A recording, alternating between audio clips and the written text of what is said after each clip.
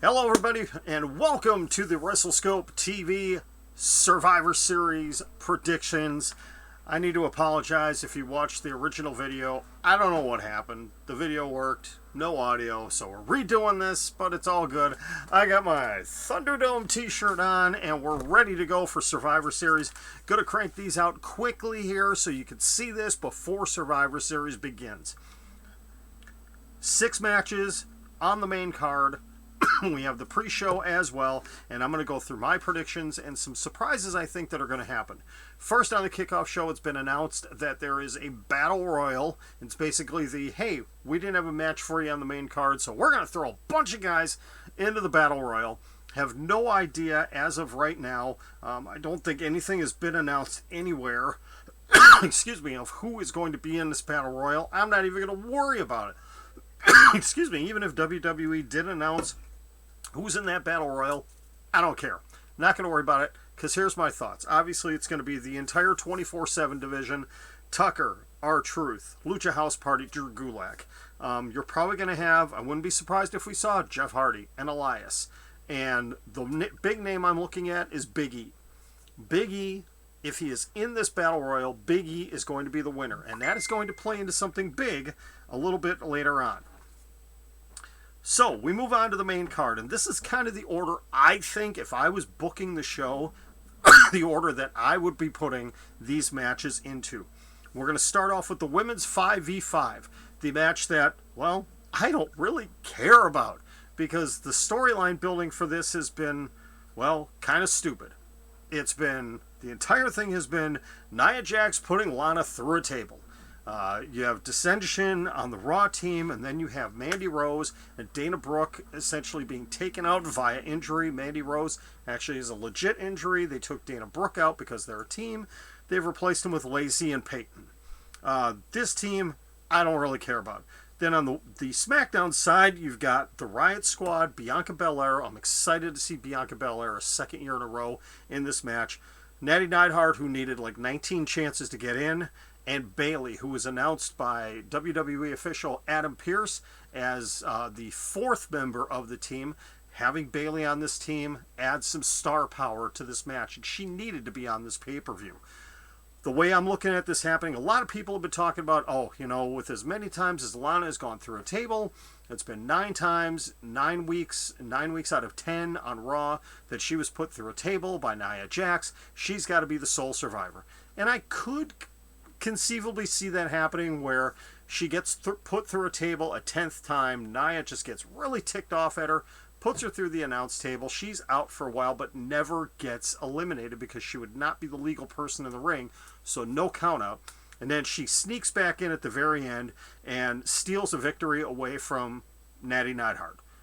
That's one way it could go. But the other way I'm looking at it is Lana's not going to be the sole survivor. It's going to be Bayley and Bianca together as the final 2 for Team SmackDown. There's no way that Bayley is going to get pinned in this match. I just don't see it happening. And Bianca Belair is the one, they're going to strap a rocket to her back very soon. Very, very soon. They are high on her. She's got to be on the winning end of this. So I'm going with Team SmackDown. It's not going to be Team Raw. The match, we're going to have one squash match of the night, and it's going to be this next one right here. Oh, you know what? And I haven't done my graphics. I apologize. So we're going to start the graphics now. Our squash match of the night is going to be this one right here. Bobby Lashley, the United States Champion, versus Sami Zayn, the Intercontinental Champion. That is going to be the squash match of the night. This one is not going to last long. I'm thinking 2 minutes. Sammy's been booked like a dork lately. Look what happened to him on SmackDown. Personally, I'm not a fan of Sami Zayn, but we'll get into that another time. Bobby Lashley has been looking like a monster as part of the Hurt Business. He cannot take a pinfall in this match. If they have Bobby Lashley lose this match, everything they've been doing with booking with the Hurt Business just gets thrown out the window. So I've got Bobby Lashley winning in what is going to be an extremely short match.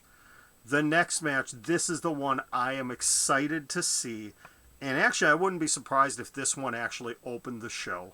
but I'm going to stay with this in this order. This is match number 3. It is the tag teams. It is the New Day, the Raw Tag Team Champions, taking on the Street Profits. They're bringing the smoke, baby. SmackDown Tag Team Champions. They need to give these two teams at least 20 minutes, if not a half an hour. They are going to steal the show. That's 2 things. 1, they need to give them 20 minutes. 2, there's got to be a clean finish. No involvement from Ziggler and Rude, or I don't know what other tag team would come out and get involved here. I had heard one person speculate, well, Big E's going to come out, he's going to turn against the New Day and side with the Street Profits. Nope, not happening. We are not seeing a Big E heel turn. It is not going to happen. If they were going to do it, they would have done it a couple of weeks ago on the farewell to the New Day on SmackDown. They didn't do it. It's not going to end up happening. Don't even think about it. Not going to happen. This is a tough one to call. New Day, it wouldn't hurt them at all if they lost this match. It would be a great win, a great feather in the cap for the Street Profits. But right now, I see the New Day as... I'm edging towards New Day with a victory here. This is one of the couple of matches that could go either way. Okay, but I'm going to go with New Day. So as of right now, we've got 1 match for SmackDown, 2 matches for Raw. Next up, we move on to what could be also a match of the night contender. It is the Women's Champions. It is Asuka, the Raw Women's Champion, taking on Sasha Banks, the SmackDown Women's Champion. Excuse me, I am sorry about the coughing. These two obviously have a history. They have battled before. We have seen what these ladies can do. My biggest concern going into this match is Asuka's got nothing going on outside of this. Who is her next contender? They have nobody. Sasha Banks, we know that Carmella is waiting in the wings, and obviously Bayley is still floating around out there for her. There is nobody for Asuka until Charlotte Flair comes back, which I'm hoping for Royal Rumble. Though I'd rather see Charlotte Flair versus Asuka at TLC. And that way you can have, if Charlotte Flair doesn't win the title, she can be in the Women's Royal Rumble match and competing for that spot. But until then, we don't know who the number 1 contender for Asuka is. So this match could go a number of different ways. This is going to be the first match of the night, I believe, that we're going to see some sort of shenanigans and outside interference. I believe that Carmella is going to get involved in this. Asuka can take the loss, and it's not a big deal. Sasha Banks, they cannot have her take a clean loss. If it's due to outside interference or DQ or something like that, it's fine, but it cannot be a clean loss. I'm still going to go with Asuka in this match, but it's going to be because of outside interference. Now, I could be wrong about placement of where this match is going to be. I think it makes the most sense to do this one right here. It is the men's 5v5 match. Team Raw with Keith Lee, AJ Styles, Braun Strowman, Riddle, and Sheamus taking on Team SmackDown, King Corbin, Seth Rollins, Jey Uso, Otis, and Kevin Owens. This is the one where there's going to be the biggest swerves happening in. Because, one, remember how I mentioned at the beginning in the kickoff show, you're going to have Big E winning it if he's involved in that Battle Royal. That's going to play big. Because if you notice on SmackDown, we had no interaction at all between the members of Team SmackDown. There was nothing. Corbin was out with New Day. Seth had his match with Murphy. Jay with Daniel Bryan. The only thing we saw with Otis was Otis getting named to the team, and he was back there with Gable. Where was KO? KO has not been seen in weeks because of the beatdown he took from Jey Uso. Haven't heard anything. They haven't even mentioned him on TV. KO is going to be announced as unable to compete. Now, I'm recording this at 4 p.m. Central Time on Sunday. It may have been announced. I haven't seen anything from WWE. I haven't looked to see, so maybe I've missed it. KO is going to be taken out. He is going to be replaced by Big E. We know that Team Raw is a complete disaster right now. We know they're falling apart. They don't know what they're doing. There's so much infighting. Some combination of Braun and Sheamus, or Keith Lee and Braun, or Keith Lee and Sheamus are going to eliminate themselves, double count out, brawl outside the ring. I see it being last man standing is going to be Big E for SmackDown, AJ Styles for Raw, and Big E is going to get the victory and be the sole survivor. I think the standout of this match, outside of Big E, I think is going to be Jey Uso.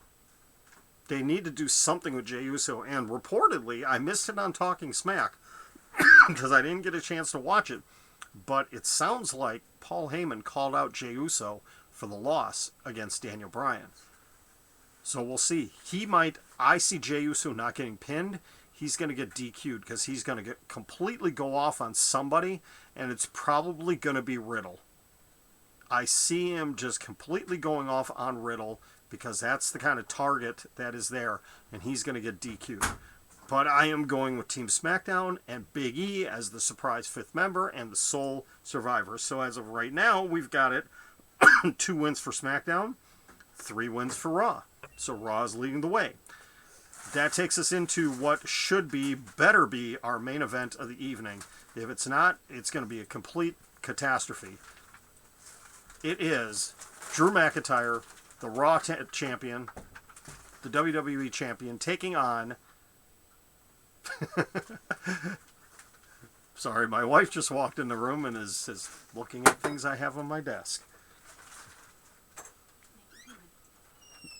Giving me strange looks. Gotta love it. Anyways, you see it there. The WWE champion Drew McIntyre, who just won the belt on Monday, taking on the Tribal Chief, the SmackDown champion Roman Reigns. I am super excited for this match. It's not going to be the best match of the night, but it's definitely not going to be a letdown. I guarantee it. So much, and I loved the contract signing on Friday night. Because all it was, you notice Roman Reigns was at the head of the table. And he kept saying that Drew McIntyre was a secondary champion. He was the number 2 guy. Called him number 2. Does that mean he's in second place? Or is he calling him crap? I don't know. But there was nothing physical. They saved it for Sunday. It was beautiful. I loved it. A short build for this. Really, they had 7 days of build for this. That was it. And it's been magical. This is going to be a great match. These two guys match up pretty close. Drew has the height advantage by 2 inches. They are the same weight, the same skill set. This is going to be just a great heavyweight championship match, even though titles are not on the line. This is the match. I see a couple of screwy things happening here. You've got kind of off in the distance, you've got Randy Orton, who still owes Drew McIntyre. You've got The Fiend, though I think The Fiend might be a little bit more interested in Randy Orton at this point in time, but there's history between The Fiend and Roman Reigns. And then you've got that little pain in the neck, Miz, Mr. Money in the Bank. So here's how I see it laying out. It's going to be a pretty even matchup back and forth, going to go about 10-12 minutes, and then suddenly there's going to be involvement. I think it's going to be Jey Uso, because Jey is going to have something he needs to prove to Roman, because he lost on Friday night. He's not going to be the sole survivor tonight. He's going to come down, and behind the referee's back or whatever, he's going to start beating down on Drew McIntyre.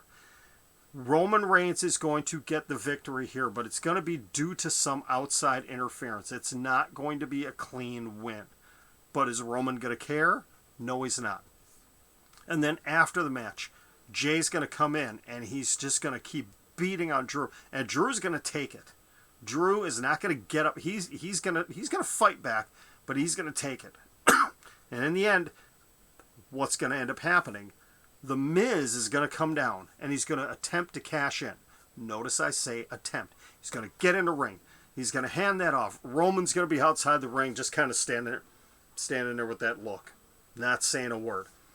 They're going to start announcing, The Miz is cashing in his Money in the Bank contract. And before they ring the bell, dong!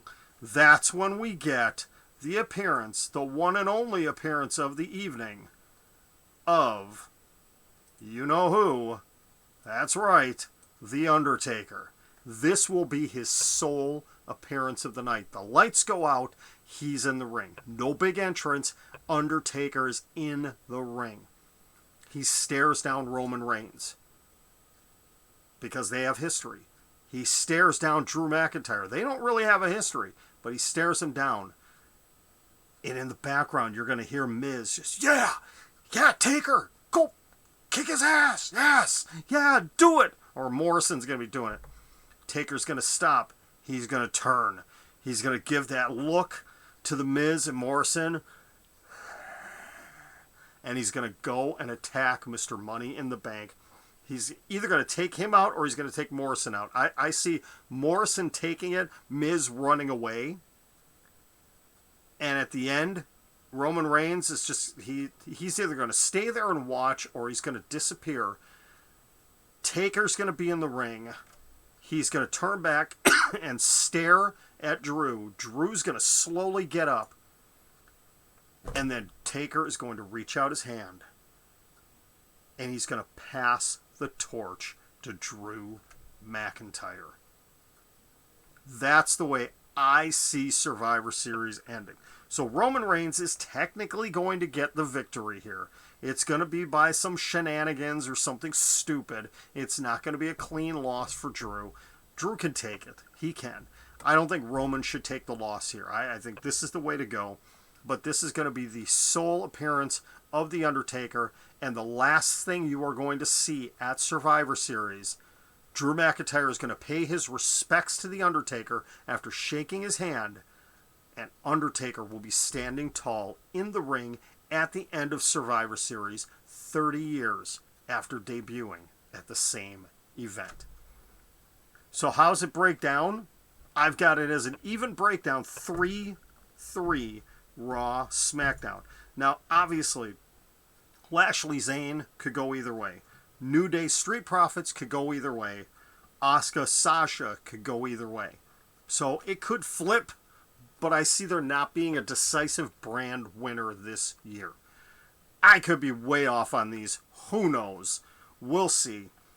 Depending on if this show goes beyond 3 hours tonight, I may go live on TikTok tonight with some quick live reactions about what happened, and we'll see where I fell in with my predictions here. Thank you very much for watching. This is John for WrestleScope TV. As always, check out all of my channels are listed right there, over there.